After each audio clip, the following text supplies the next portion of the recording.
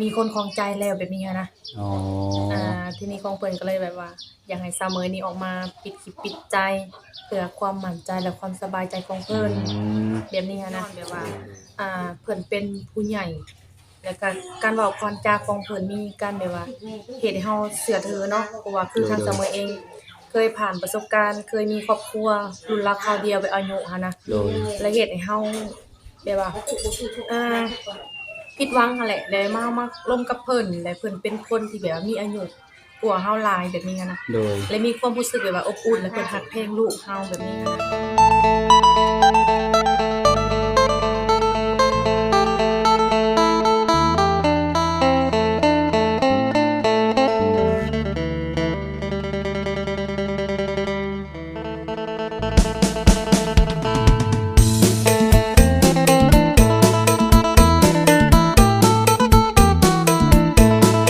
คนเฮาก็เข้ามาหา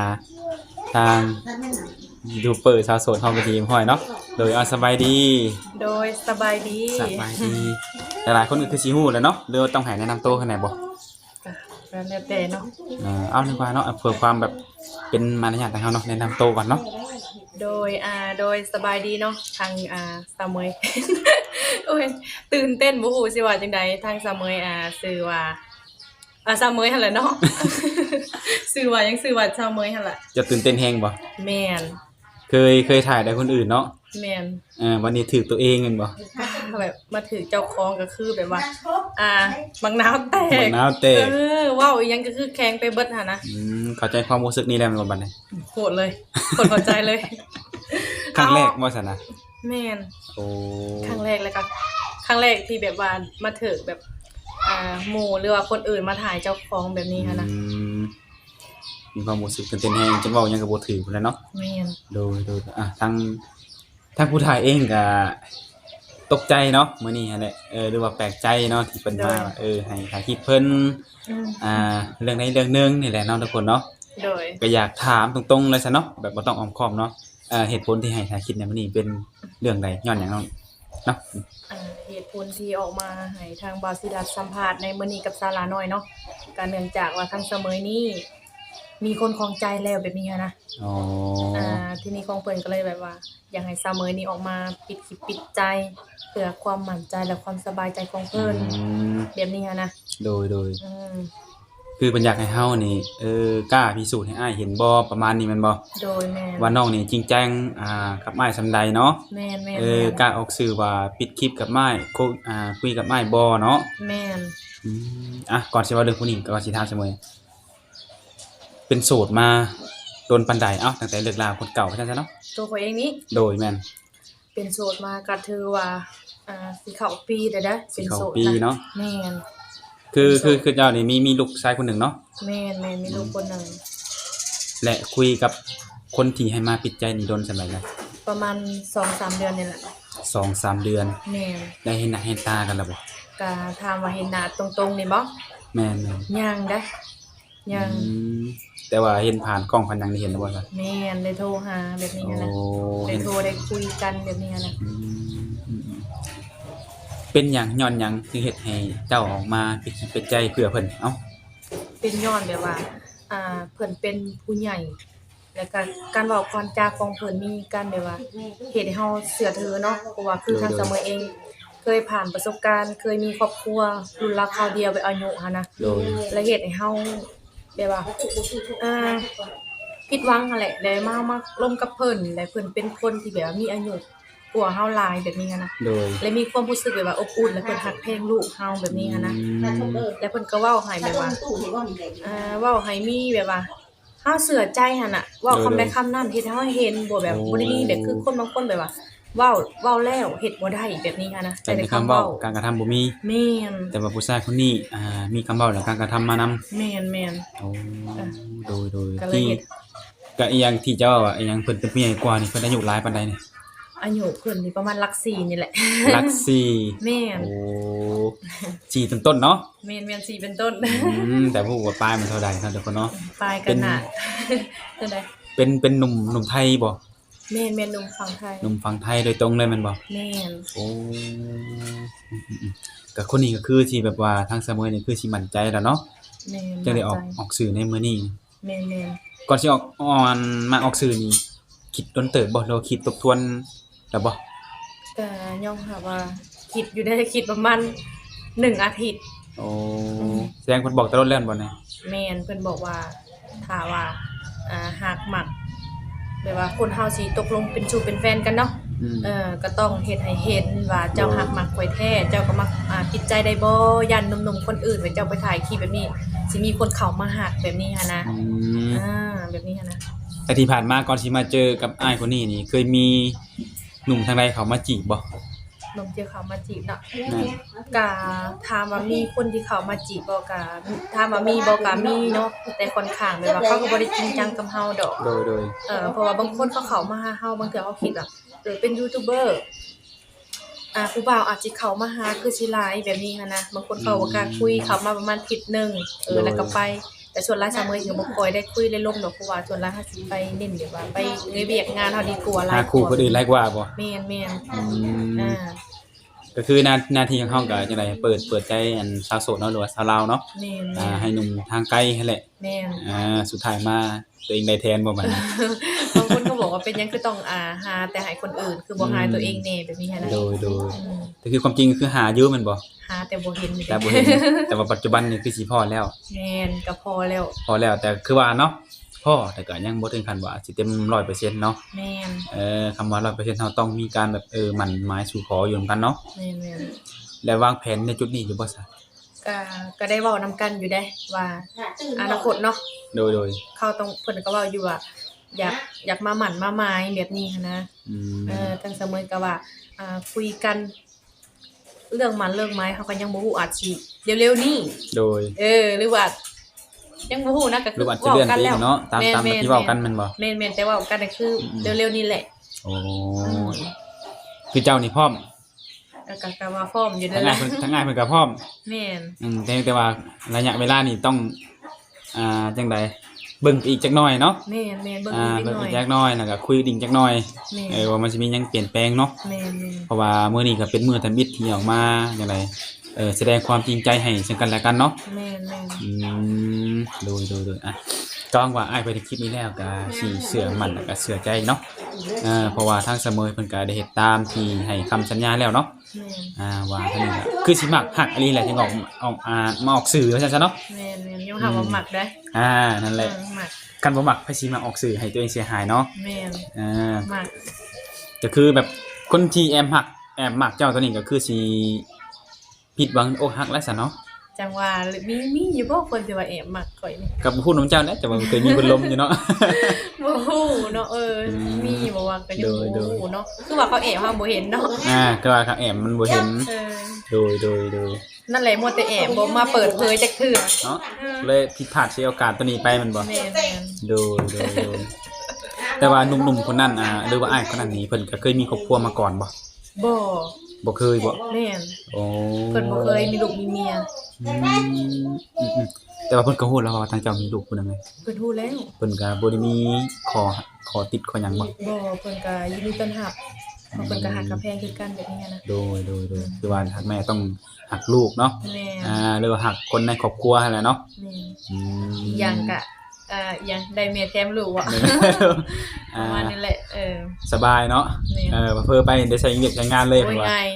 เรียนใหญ่แล้วเนาะ แม่น จักปีก็ลูกเจ้าตอนนี้นะ 3 ปี 2 เดือน 3 ปี 2 เดือนแล้ว โอ้ก็ถือว่าการเรียนนี่ก็คือสิแบบค่อนข้างแบบบ่ยากปานใดแล้วเนาะครับ บ่ยาก ไปเองได้แล้วแม่นบ่ แม่ 3 ปีนี่เนาะ แม่น เพียงแต่ว่าเราก็ต้องพาไปแต่ว่าเพิ่นอาจจะได้ดินเองเนาะประมาณนี้เนาะ ขอแต่มีแบบแนวอยู่แนวกินให้เพิ่นนั่นแหละเด็กน้อยเดี๋ยวนี้นะบ่ยากดอก โดยตื่นเต้นแฮงเนาะก็ดีใจนำไปนำกันตลอดเนาะ โดย ก็คือแบบเจ้าแบบคบหากับไผสักคนบ่มีนะเจ้าได้คุยกับคนไทยนี่เรื่องการเรียนงานจะได้สิยุติบ่หรือว่าสานต่อ ก็เรื่องนี้เฮาก็ยังบ่ฮู้เนาะเพราะว่าเฮายังบ่รู้อนาคต โดย บางทีเฮาอาจสิไปมาๆถ้ามีคนทักเฮาไปอยู่นำเพิ่นก็น่าสิได้ถ่ายคือเก่าหั่นล่ะ โอ้ แต่อาจสิบ่ได้ถ่ายสาวโสดแต่ว่าถ่ายในแบบมุมมองหนึ่งนะ มุมแบบว่าถ่ายตามการเวลาที่เราไปอยู่พุ่นเนาะ แม่น มีหยังก็ถ่ายไปขอให้ FC บ่ลืมเฮาเนาะ แม่น เรื่องการเป็นอยู่ได้เสียเพิ่นสิมาอยู่นำบ่หรือว่าในใดเนาะ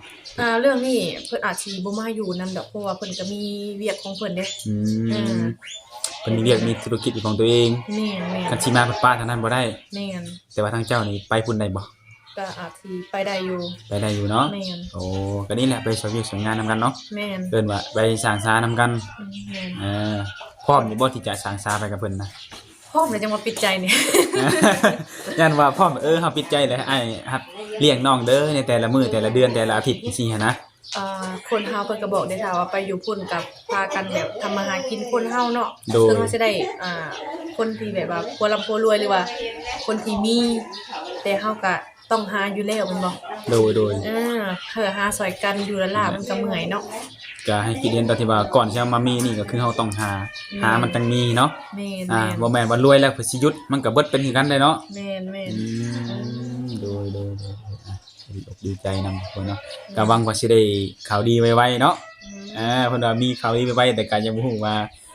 มื้อใดวันใดเพราะว่ามันก็รอในความชัดเจนเนาะทั้งสองฝ่ายเนาะ แม่น เป็นจังไดก็คือว่าแหละทุกคนเนาะ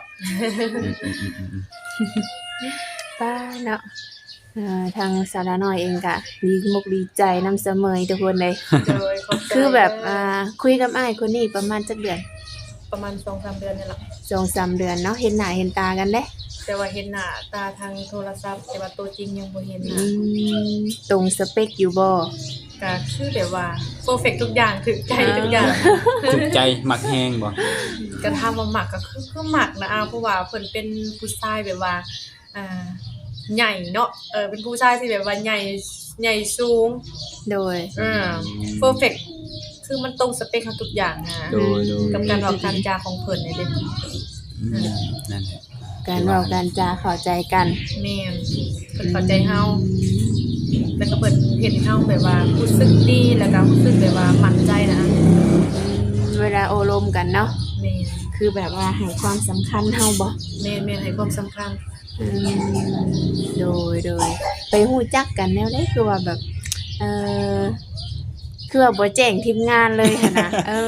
เคยแอบคบบ่เลยก็ว่าเป็นเรื่องส่วนตัวเหมือนเนาะบอกได้บ่รู้จักกันได้ใดเนาะ ก็รู้จักกับเพื่อนทักมาหั่นแหละ คันทักบิดเพิ่นทักมาว่าได้ใดคันบิดเอ้า เพิ่นก็ทักมาแบบสบายดีสบายดีแบบขอเบอร์สาวโสดอีหยังเด้ทางนี้ก็แซวว่าทางนี้ก็โสดเด้อสิหาแต่คนนั้นบ่ว่าซั่นน่ะเอ้าบ่ฮู้ได้ว่าโสดคิดว่ามีแฟนแบบนี้หั่น โด น่ะ ยเริ่มจากการทางนี้เซลทางฝ่ายซ้ายขอ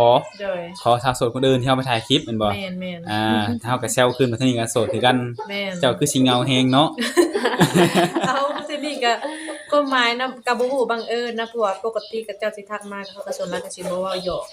โดยแม่น แต่เอาบังเอิญมื้อนั้นหันน่ะก็คือสิได้อยู่ในช่วงเวลาที่แบบว่าเหงาหั่นนะ เหงาแฮง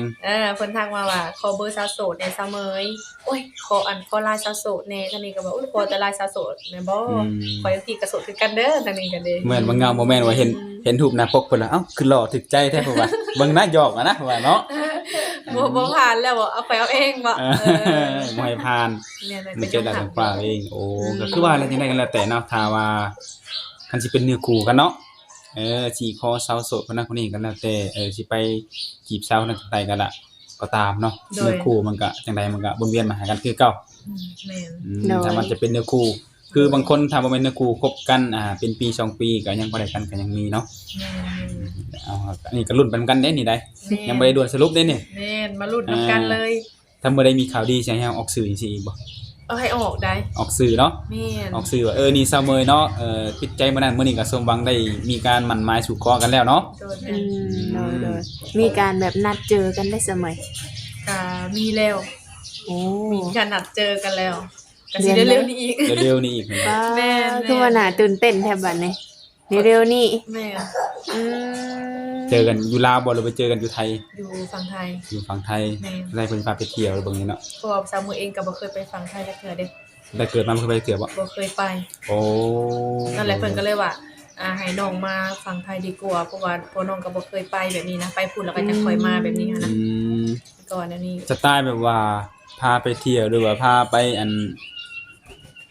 ช้อปปิ้งบ่ซื้อเครื่องซื้อของมาฝากที่นี่บ่เนาะจังสิมาเที่ยวลาว แม่น คันสิว่ามาเที่ยวลาวเพิ่นกลับไปเที่ยวไทยแบบเอ้าจังสิว่าได้เนาะ แม่น เออดู โดยนั่นล่ะ จะได้ก็แล้วแต่ขอให้โชคดีเนาะ โดย โชคดีเจอคนดีให้แหละเอาง่ายๆกันเนาะเจอคนที่เว้าได้เฮ็ดได้ก็ให้เฮ็ดได้ตลอดไปนั่นแหละเนาะ บ่แม่นว่าสิเฮ็ดได้เว้าได้เฮ็ดได้ตอนที่แบบว่ามักหักกันใหม่ๆเนาะบัดสมมุติว่ามื้อใดมื้อหนึงแต่งไปเป็นผัวเป็นเมียกันแล้วก็อยากให้เฮ็ดได้ตลอดไปนั่นแหละเนาะ แม่น ทางสามมื้อเองแล้วก็ทางตัวอ้ายเพิ่นนำเนาะให้ทั้งสองได้นี่ได้ แม่น บ่ได้ว่าให้ไผเดียวได้พอทั้งสองมันจังสิมีความหักอันยาวนานเนาะ แม่น ดูก็คือสิบ่มีหยังหลายก็คือทางอ้ายเพิ่นก็คือสิเข้าอกเข้าใจหรือว่าอาจรู้สึกดีใจแหละเนาะที่เสมอได้เฮ็ดตามที่ให้คำมั่นสัญญาไว้เนาะ โดยสำหรับวันนี้ก็คือสิบ่มีหยังหลายก็ขอให้โชคดีทั้งสองคนเนาะโดย